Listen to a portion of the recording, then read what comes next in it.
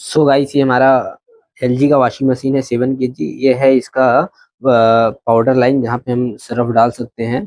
और फिर इसका जो ड्रम दिया है ना, एकदम स्टील का है, एकदम बेस्ट क्वालिटी। क्या लग रहा है भाई साहब, कमाल की, एकदम मलाई की तरह चलने वाली है वॉशिंग मशीन।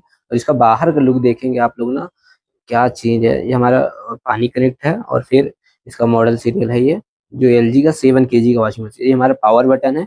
अब हम यहाँ से फंक्शन वगैरह हम अपना चूज कर सकते हैं। अभी हमारा फर्स्ट पे आता है नॉर्मल, और दूसरे पे आता है वूल, तीसरे पे है क्विक वॉश, और स्ट्रॉन्ग है, नॉर्मल है, एक्वा है। ये सब फंक्शन इसमें मिलते हैं। टप क्लीन भी मिलता है। उसके बाद इसमें आप वाटर लेवल भी बढ़ा सकते हैं। वाश अलग है, रिंग अलग है, स्प्रिंग अलग है, सब फिन अलग है, और बेस्ट क्वालिटी।